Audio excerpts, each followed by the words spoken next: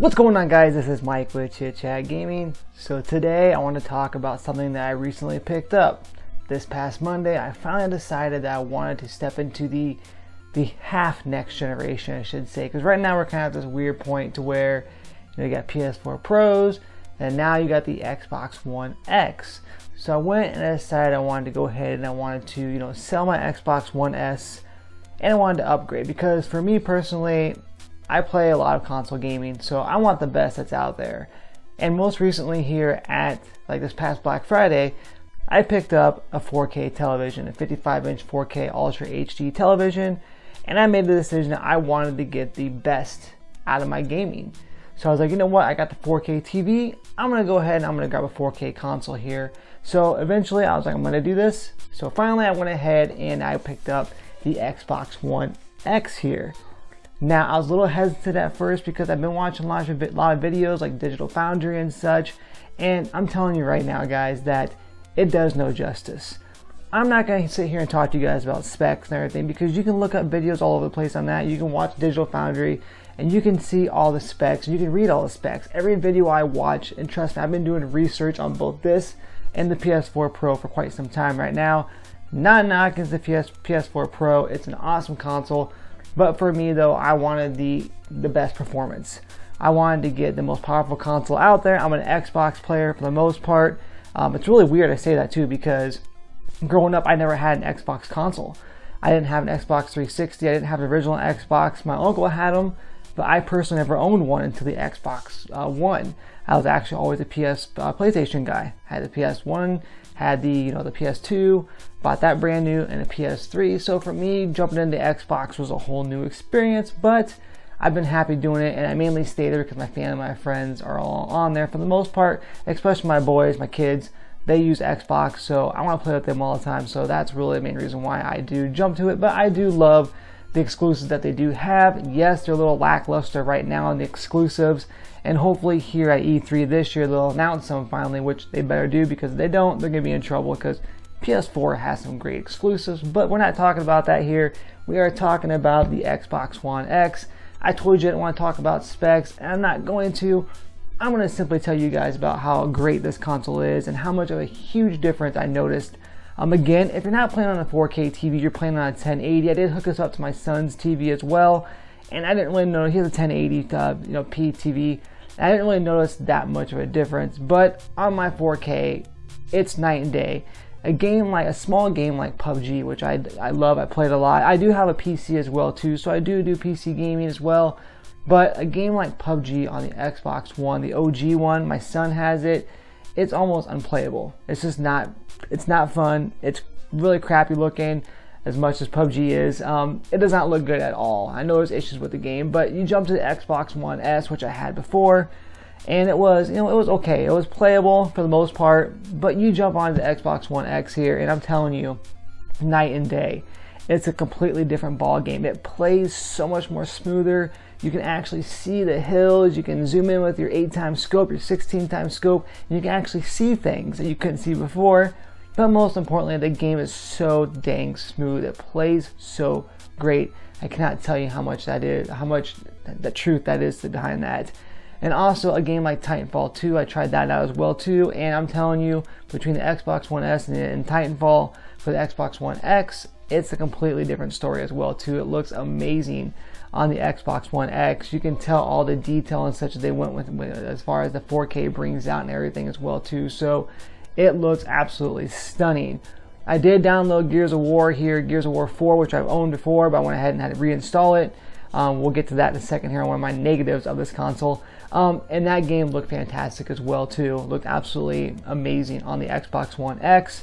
Most recently, I picked up The Witcher 3. I played it once a long time ago here, back when it came out in 2015. I rented it, I played it for a couple days, and I took it back and never picked it up again. I picked it up again today, have it on the X, and again, there's two modes you can do on there. Basically the 4K mode, which locks in, I believe, at 30 frames per second, which looks absolutely stunning. You're going to get that better graphical look to it. Or you got performance mode, which actually gives you, I believe anyways, gives you the 60 frames per second, or pretty close to that anyways.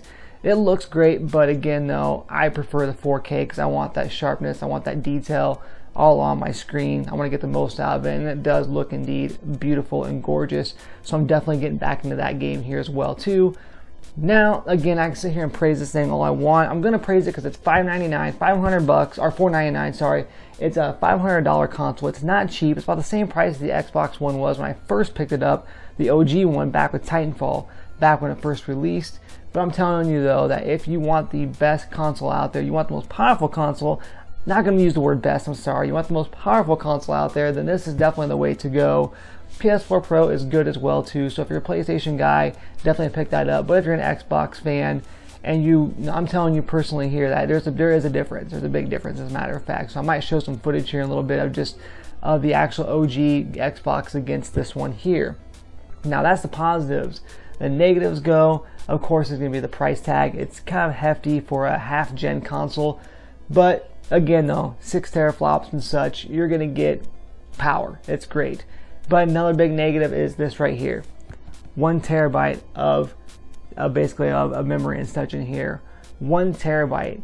That is not very much. This should have came packed. I understand why they did it. They did it because they wanted to keep the pricing down. If they went and they packaged this thing with 2 terabytes of memory and everything here, it would have been a different story. But they do make Xbox One S's that have 2 terabytes. So they very well could have done that, and they probably should have, because it's not enough. Gears of War 4 was 103 gigabytes. 103 gigabytes. Halo 5 is 107. I heard Forza Horizon 7 was like 110. I have not installed it yet, but it basically takes up all your memory pretty quick. This is not enough space. Luckily for me, I do have an external hard drive, so it definitely does help out big time. So if you're looking to buy this, make sure you pick up an external hard drive because you're going to need it. Otherwise, you're going to play like what? Maybe 10 games on here. On my Xbox One S, I had about 32 on there, and I had 2 terabytes of storage on there. So definitely make sure you pick that up. So again though, I didn't want to come on here and talk about all the different specs and such, because like I said, you can see those videos everywhere. You can get that information anywhere. I just want to tell you personally here that there is a difference. There's a big difference between this and the S, and of course definitely against the OG Xbox console here. Hopefully at E3 they announced that they're going to be bringing some Xbox One X exclusives, because right now they have Xbox One X enhanced games like Gears of War, games like Call of Duty World War II, Star Wars Battlefront 2 and such. They have those out there, but it'd be nice if they actually made Xbox One X exclusives. I know that kind of sucks for you people who just have the Xbox One S or the OG Xbox. I completely understand that, but to get the most use out of this console, to basically make me really enjoy this more, I really want to buy it if I didn't already own it, would bring some Xbox One X exclusives. But the enhanced ones do the justice, and they look absolutely incredible. So again guys, just want to give you my view of the Xbox One X. I've been playing it for the past few days. The install times do indeed go a little bit faster. It doesn't take quite as long, but I'm telling you right now, on the menu, on the home menu and such, navigating through that is just lickety split. It's so quick, it's ridiculous. But as far as that goes, everything else is basically the same, but you can definitely tell there is some power packing behind this baby right here. So again guys, just want to come on here and tell you my personal experience on this so far. Let me know in the comment section if you guys have an Xbox One X, or if you plan on picking one up, if you have a PS4 Pro, whatever it is you may have, let me know here. Hopefully this helps you out. Again, I didn't want to go over all the specs and such, but I want to just give you an honest opinion that yes, this has come from a gamer who's been playing games since the NES days back in the 80s and such too, into the 90s, SNES, etc., etc. And I've always kept up with the consoles. I've always had the newest consoles and stuff, so I can see a difference between the S and this one right here. So once again guys, this has been Mike with Chit Chat Gaming, and as always, happy gaming.